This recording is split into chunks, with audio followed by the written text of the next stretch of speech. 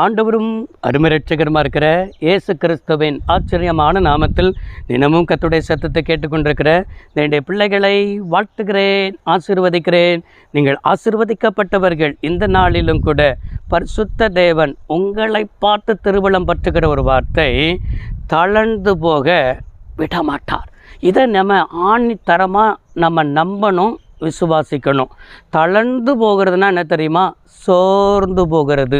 நம்முடைய வாழ்க்கையில் சில சம்பவம் நம்மளை சோர்வடைய பண்ணும், இல்லைன்னா சில மனிதர்கள் நம்மளை சோர்வடைய பண்ணுவார்கள். சில வியாதியின் போராட்டம் நம்மளை சோர்வடைய பண்ணும், இல்லைன்னா பண நெருக்கடி நம்மளை சோர்வடைய பண்ணும்.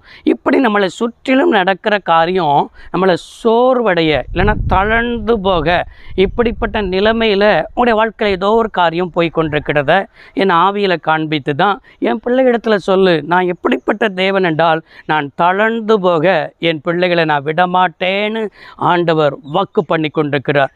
ஆண்டவருக்காக வானத்திலிருந்து அக்னியை இறக்கின ஒரு தேவ மனிதன் தான் எலியா. இந்த எலியா வானத்திலிருந்து அக்னியை இறக்கினவன். அது மாத்திரமல்ல, 450 பாகால் தீர்க்கதரிசிகளை வெட்டி வீழ்த்தினவன். கர்த்தரே தெய்வம், கர்த்தரே தெய்வம் என்பது நிரூபித்து காட்டினவன். ஆனால் இந்த ஏசபேலின் வார்த்தை, ஆகாபின் மனைவியாக இருக்கிற ஏசபேலின் வார்த்தை இவனை என்ன செய்தது என்று சொன்னால் சோர்ந்து போக பண்ணினது. 1 ராஜாக்கள் 19ஆம் அதிகாரம் 4வது வசனத்தில், சாக வேண்டும் என்று கோரி, போதும் கர்த்தாவே, என் ஆத்துமாவை எடுத்துக்கொள்ளும், என் பிதாக்களை பார்க்கலும், நான் நல்லவன் அல்ல என்று சொல்கிற நிலைமைக்கு, சாக வேண்டும் என்று சொல்கிற நிலைமைக்கு, அது மாத்திரமல்ல என் ஆத்துமாவை எடுத்துக்கொள்ளும் என்று சொல்லி என்ன செய்கிறான்? ஆண்டவற்றையே ஜெபம் பண்ணுகிறான். இந்த வார்த்தையை கேட்டுக்கொண்டிருக்கிற சகோதரியே, நீ எத்தனை நாள் என் ஆத்துமாவை எடுத்துக்கொள்ளுங்கப்பா, நான் சாகணும். நீங்கள் இப்படிப்பட்ட நிலைமையில் இந்த வார்த்தையை கேட்டுக்கொண்டிருக்கிறீங்க. உங்களுடைய வாழ்க்கையில் உடைஞ்சு போய் கேட்டுக்கொண்டிருக்கிறீங்க. உங்கள் வாழ்க்கையில் துயர்ந்து போய் கேட்டுக்கொண்டிருக்கிறீங்க. நான் சாகணும், நான் வாழ்ந்து என்ன பிரயோஜனம்?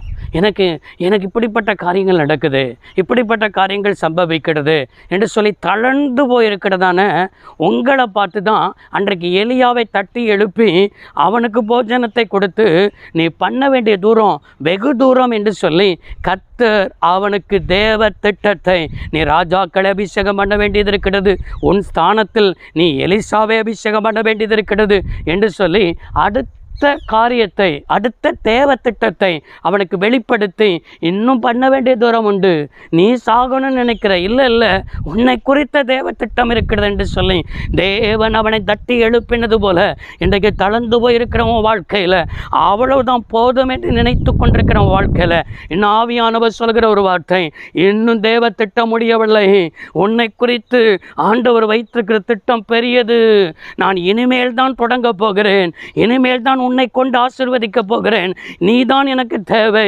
உன் மூலமாக தான் நான் கிரியை செய்ய வேண்டும் என்பதற்காக தான் கர்த்தர் சொல்கிறார், நீ தளர்ந்து போகாது. எதை கண்டு தளர்ந்து போய் கொண்டிருக்கிறாய்? மனிதர்களை கொண்டா, சில காரியத்தை கொண்டா? நான் இருக்கிறேன்பா, நான் இருக்கிறேன், நீ ஏன் தளர்ந்து போகிற? ஆபத்து காலத்தில் நீ சோர்ந்து போவா என்றால் உன் பலன் என்ன செய்யணும் சொன்னால் குறுகினது என்று சொல்லி வேதத்தில் வாசிக்கிறோம் அல்லவா? நம்ம மற்றவர்களுக்கு சோர்ந்து போகாதீங்க பிரதர், சோர்ந்து போகாதீங்க சிஸ்டர் அப்படின்னு நீங்கள் எத்தனை முறை மற்றவங்களுக்கு ஆலோசனை கொடுத்துருக்கிறீங்க.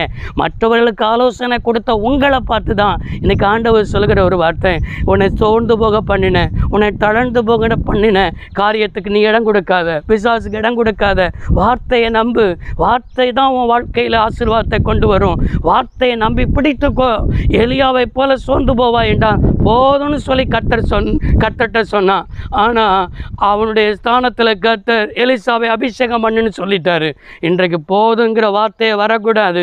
இன்னும் நான் உமக்காக ஓடணும், இன்னும் உமக்காக பிரயாசப்படணும், இன்னும் உமக்காக நான் ராஜ்யத்தை என்ன செய்யணும், ஸ்தாபிக்கணும், கிறிஸ்துவுடைய ராஜ்யத்தை ஸ்தாபிக்கணும்னு சொல்லி அப்படிப்பட்ட நிலைமையில் ஓட ஆரம்பிங்க. தளர்ந்து போகாதீங்க. சோர்வின் ஆவி எடுத்து போடுங்க. இந்த சோர்வு பிசாசு கொண்டு வருகிற ஒரு பெரிய ஆயுதம். இந்த ஆயுதத்தை தூக்கி போடுங்க. ஆண்டவர் உங்கள் கூட இருப்பார். உங்களை ஆண்டவர் அற்புதமாய் நடத்துவார். ஜெபம் பண்ணுவோம். சர்வ வல்லமையுள்ள தேவமே, அருமை தகப்பனே, இந்த வார்த்தையை கேட்ட பிள்ளைகள் இன்றைக்கி எதிலெல்லாம் தளர்ந்து போய் இருக்கிறார்களோ அதிலெல்லாம் கர்த்தருடைய பிள்ளைகளை தூக்கி எடுப்பதற்காய் நன்றி. இன்றைக்கு இந்த சோர்வின் ஆவி பிள்ளைகளை விட்டு விலகி போகட்டும். இயேசு இரட்சக நாமத்தில் பிதாவே, ஆமேன். கர்த்தர் ஆசீர்வதிப்பாராக. God bless you all.